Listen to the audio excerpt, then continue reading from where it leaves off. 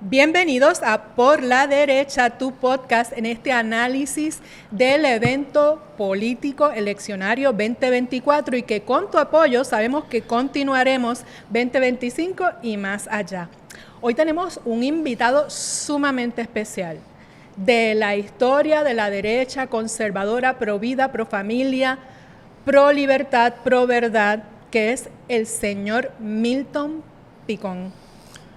Saludos cordiales, Claribel, a ti y a todos los amigos que nos escuchan. Un placer para mí estar aquí. Y los que lo conocemos hace un tiempo, pues es un mentor, un maestro, ha sido pastor, actualmente retirado del pastorado, pero que sigue en las luchas y que cariñosamente le decimos el prócer. Eso es por la edad, por mucho tiempo, ¿verdad?, que ya uno lleva en esta faena, ¿verdad?, de trabajar en favor de la familia y de la vida. Y yo sé que es difícil que haya gente en la audiencia que no te conozca, pero siempre hay un bolsillo que puede que no te conozca. Milton, ¿desde qué año tú comenzaste estas luchas pro vida, pro niñez, pro familia, desde los valores judíos cristianos y el esfuerzo de educación, pero también de participación ciudadana y llevar esa voz a la palestra pública? Bueno, nosotros comenzamos temprano en la década de los 70 con una campaña antipornografía que dio lugar al primer grupo antipornográfico que se fundó en Puerto Rico. Fue la Comisión contra la Obscenidad, que más tarde se vino a conocer como Morality Media de Puerto Rico, que es, ¿verdad?, lo que tal vez pues muchas personas todavía recuerdan. Una vez que bregamos con el tema de la pornografía y se cerraron todos los teatros pornográficos aquí, pues entonces desviamos nuestra agenda hacia el contenido de radio, televisión, y posteriormente ya desde la década para los 20 por ahí, 2010 más o menos, empezamos pues a ver las nuevas generaciones que se estaban levantando y fuimos asumiendo otro rol, ¿verdad?, el rol de salir de la palestra pública y empezar a ser consejero, ¿verdad?, de todas las personas que estaban entrando en las mismas luchas que hemos tenido desde la década de los 70. Y cuando tú dices que habían teatros de pornografía en Puerto Rico, esa generación Y, Z, en adelante, que nacieron en los años 2000, 2003, 2007, que nos están viendo, es que en Puerto Rico la pornografía no había internet, solamente era por revistas y por teatros, salas de cine. Sí, correcto.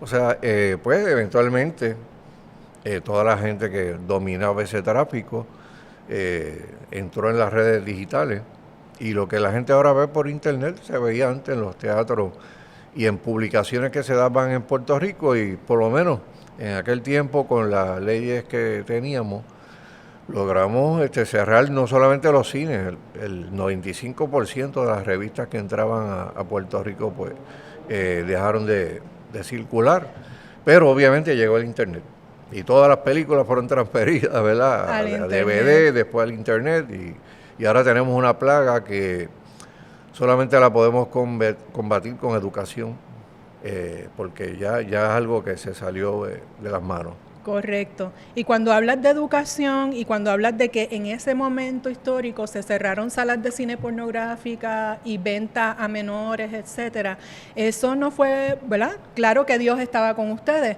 pero fue porque ustedes sudaron la camiseta haciendo acción directa. Sí, obviamente el asunto llegó a convertirse en un issue público, ¿verdad? Y cuando se genera opinión pública sobre asuntos, pues las autoridades toman acción, ¿verdad? Si no hay interés público y no se genera opinión pública, los gobiernos no hacen nada, absolutamente nada. ¿Y cómo se genera opinión pública? Y se genera opinión pública a través de manifestaciones, a través de la gente siendo vocal sobre unos temas. Saliendo a la calle. Salir a la calle, participación en los procesos electorales para llevar personas al Ejecutivo y al Legislativo, ¿verdad?, que tuvieran unas ideas de defender la familia.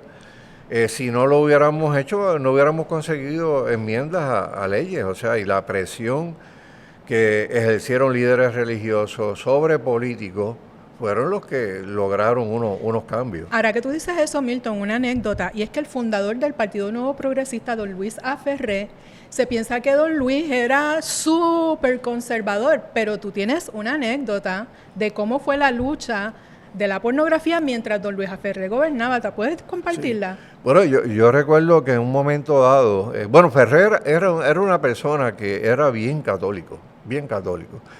Y obviamente en un momento dado, cuando hacemos la primera ley antipornográfica, pues la ley tenía que ser explícita, porque tenía que mandar un aviso razonable a las personas de lo que se iba a prohibir. Y don Luis Ferrer me dijo que no, que la ley era muy explícita, él no iba a filmar ni le iba a dar paso. Explícita como que describía mecánicas sexuales. Sí, mecánicas sexuales que iban a ser prohibidas por ley si se presentaban en teatro, películas. Claro, porque revistas. si no se pone específicamente qué conducta o qué acto sexual iba a prohibirse, pues era como cada cual con su interpretación. Sí, la ley era vaga e imprecisa y teníamos que definirla bien. Y recuerdo que para aquel tiempo, ante el tranque, el presidente del Senado no quería, fuimos a dialogar con el cardenal Aponte Martínez. Y el cardenal Aponte Martínez, como líder de la Iglesia Católica, lo llamó allí. Yo fui a donde él y él cogió su teléfono, lo levantó, llamó al presidente del Senado y le dijo que tenía la preocupación de que la ley no pasara. Mira, no pasó una semana sin que la ley fuera aprobada en el ¿Y tú en el genuinamente Senado. crees que esos políticos en realidad les preocupaba el describir actos sexuales que iban a ser prohibidos o porque habían otros poderes detrás que ya en ese momento querían hacer de Puerto Rico un punto de trata humana de niños? Mira, muchos de ellos, de los políticos, no le interesaban, pero obviamente el político responde a la presión.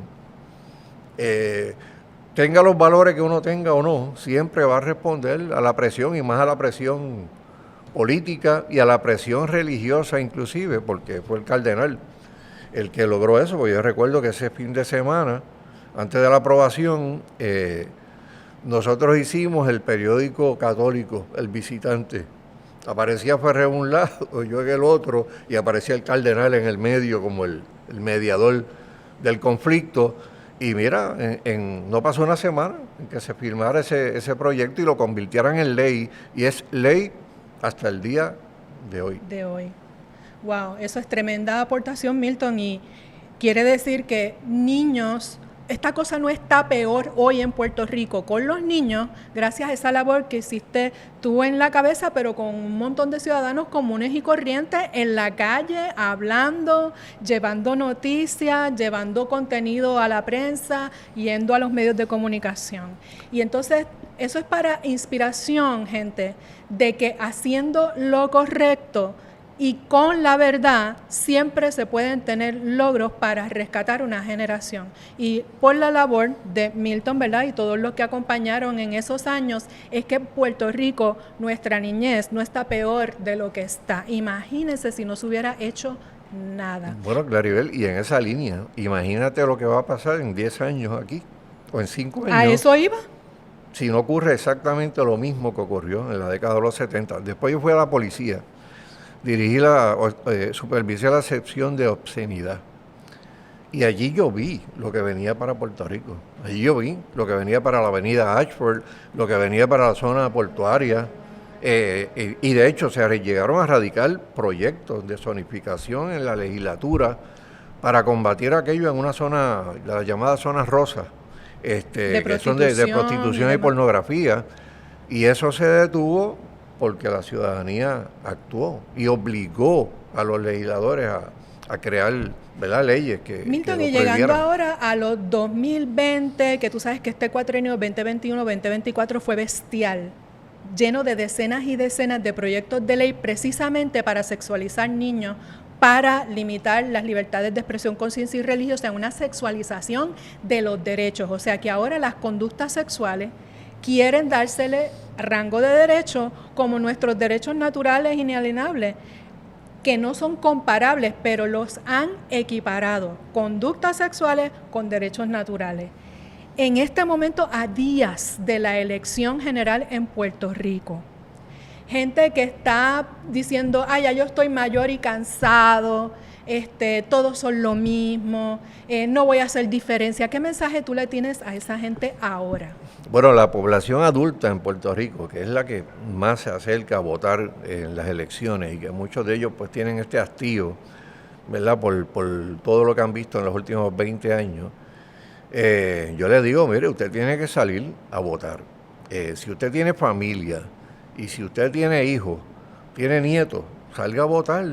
Y tal vez usted tenga la vida ya hecha y diga que nadie le va a cambiar sus valores, pero los valores de sus hijos y de sus nietos sí pueden ser cambiados a través de la educación, a través de leyes, ¿verdad?, que cohíban a las personas cristianas de poder actuar sobre sus libertades de expresión. O sea, hay mucho en juego en las elecciones del 2024. Y yo siempre he dicho que si ha sido duro la tarea en estos últimos 20 años en la legislatura, nos podríamos imaginar lo que ocurriría allí si la inmensa mayoría fuera de un corte liberal y progresista y de agenda woke. O sea, básicamente las luchas se perderían en Puerto Rico. Sería como una escalada, efecto dominó, en lo que uno abra los ojos ya va a tener, los padres van a tener una persecución encima. Los trabajadores, porque la sexualización de derechos es que si tú no piensas igual que yo en temas de sexualidad, no te doy el trabajo o te boto del trabajo. Correcto, eso es así. Eso lo estamos viendo en otros lugares, ¿verdad? Y wow, cuando uno, está el refrán que dice, cuando vea las barbas del vecino arder, pon las tuyas en remojo.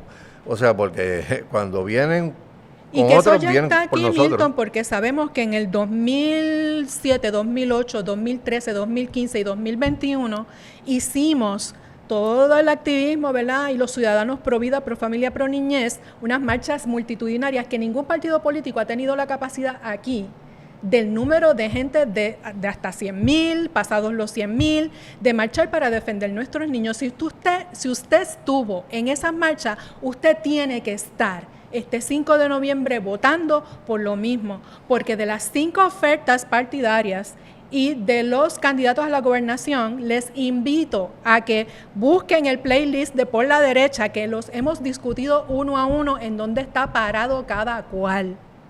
Y se nos va la vida, solamente nos quedan 500,000 de niños.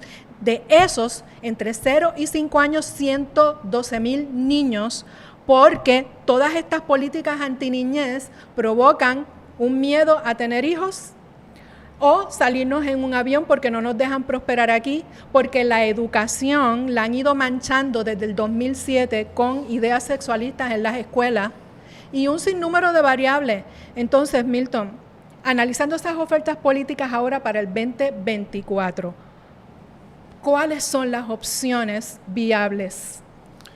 No hay muchas opciones viables, solamente hay una. O sea, de todas las ofertas que hemos visto de plataformas, solamente la de Proyecto Dignidad es la única que yo he visto que, ¿verdad?, de alguna manera pues defiende la vida y todos los hechos que son importantes, derechos parentales.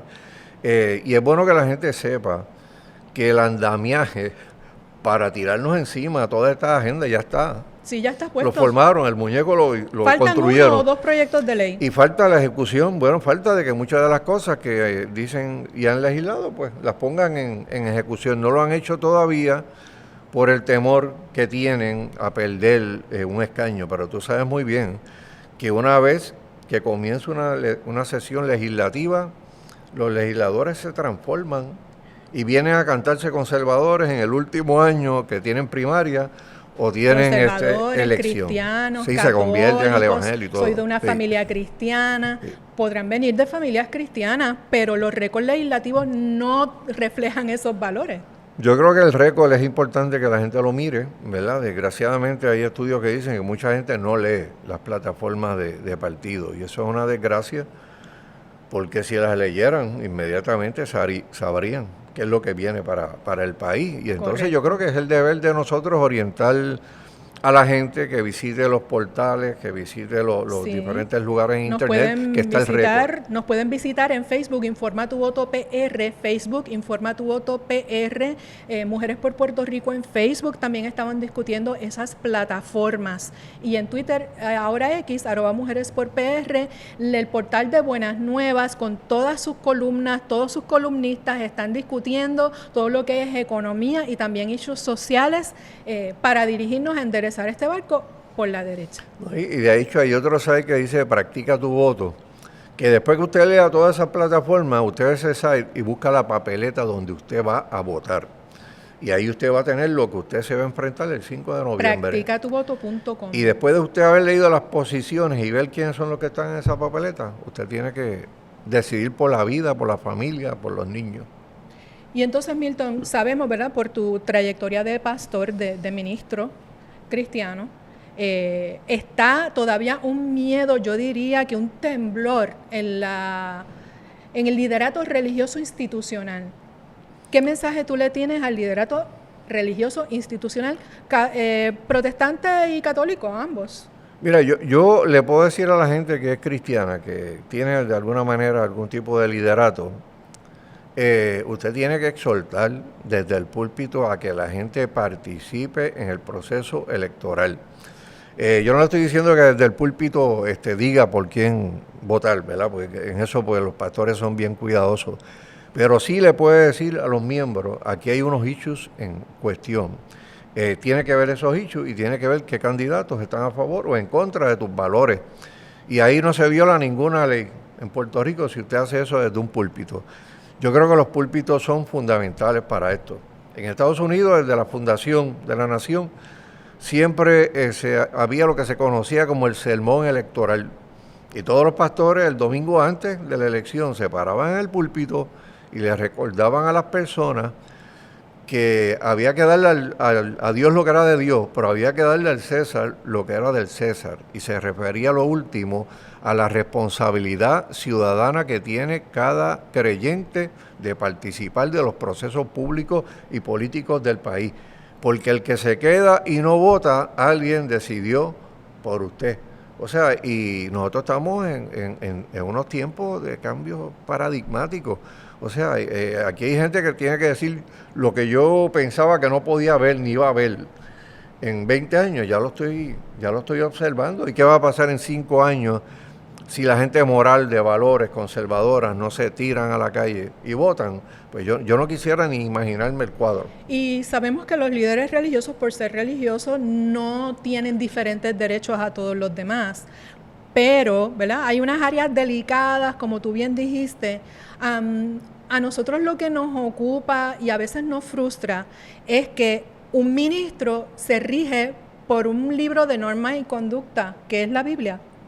Y a la misma vez vemos ministros apoyando o endosando a líderes políticos que van totalmente en contra a los valores de ese libro de fe y conducta. ¿Qué mensaje tú puedes o opinión puedes decir ahí? Bueno, mira, a mí me choca. Mira, yo estuve en Estados Unidos la semana antipasada, en Washington, y vi líderes religiosos importantes vocales hablando de política, e inclusive los vi endosando candidatos, ¿verdad? Obviamente no desde su púlpito de iglesia, conferencias de prensa, expresiones públicas en su nivel personal. Y yo dije, wow, o sea, esta gente es valiente, o sea, sabe lo que está en juego en la nación y están haciéndolo. Y yo creo que el liderato religioso en Puerto Rico en estas últimas semanas y días que quedan para la elección, tienen que hacer algo, tienen que movilizarse, tienen que mover su gente. Tienen que hacer declaraciones públicas exhortando a sus miembros a examinar el récord de todas las personas que están en esas papeletas. O sea, y yo creo que eso es algo que es una responsabilidad que la palabra de Dios nos impone, ¿verdad? Porque el pasaje que cité de darle a Dios lo que es de Dios y al César lo que es del César habla de las obligaciones ciudadanas que tenemos como creyentes, que si las incumplimos, pues miren, mi hermano, no estamos cumpliendo todo lo que dice la palabra de Dios. Y entonces cuando tú dices a Dios lo que hay que darle a Dios y al César lo que al de César, no es una teoría 50-50, que es lo que los políticos, algunos partidos están ofreciendo, que le dan 50% al sector conservador, 50% al sector libertino, ¿verdad? De toda esta sexualización de derechos y todas estas políticas económicas de izquierda. Y entonces este tipo de liderato dice, nos dieron un poquito y con eso se conforman creyendo que esa otra parte que está totalmente entregada a los antivalores le van a hacer caso a ellos después. Eso a mí me trabaja, Milton. Es que los antivalores le sirven mal al país, arruinan al país. O sea, el proyecto relativista y el proyecto libertario, ¿verdad? De libertinaje y desenfreno nos ha traído hasta donde estamos. O sea, ¿qué beneficio nosotros le vemos a eso? Absolutamente ninguno. O sea, todo lo contrario, es decadencia moral, espiritual para una Y ya lo vivimos, Milton, porque en la administración Ricky Rosselló 2016, eso fue lo que pasó. Nos trajeron una bandeja 50-50 y terminó optando por los antivalores. Y yo veo esta plataforma actual del PNP similar, y la del PPD está toda entregada, y la de la patria muerta, ni dígase. O sea que está difícil hacer un cherry picking. Sabemos que hay candidatos conservadores en todas las fórmulas políticas, pero en los planes de gobierno, ahí es donde se bate también un peso importante de dónde se va a ubicar el conservador, religioso o no religioso. Y de hecho la teoría del 50-50 no le funciona al movimiento conservador, porque opera en contra de nosotros. Siempre. O sea, la realidad es que eso fue lo que pasó en la Cámara. ¿Por qué no tenemos proyectos que se pudieron aprobar de valores, de pro vida? ¿Por qué? Bueno, porque el presidente de la Cámara optó por tener la política del 50-50. No te apruebo ningún proyecto bueno a ti, ni apruebo otros proyectos de otro grupo. Y eso es deshonesto y una falta de respeto, porque, ¿verdad? Nosotros apreciamos cuando nos dicen sus ideas de frente. Yo creo en el aborto, yo creo en que a los niños se les debe poner hormonas y operaciones para disque cambiarlo de sexo, yo creo en esto, yo creo en lo otro. Cuando lo dicen de frente, ya uno sabe lo que viene, pero cuando se tapan, ahí es donde tenemos el problema. Y en este último cuatrenio, en la Cámara de Representantes, más del 90% de los representantes votaron en contra de los valores. Milton, gracias por habernos regalado este ratito y ¿verdad? No cabe la vida por el agradecimiento que nos has dado, porque todos los que estamos aquí hemos sido nutridos por tu conocimiento y por ese calor humano que siempre nos has dado en esa mentoría, en ese consejo, para ir por la derecha. Sí, y salgan a votar.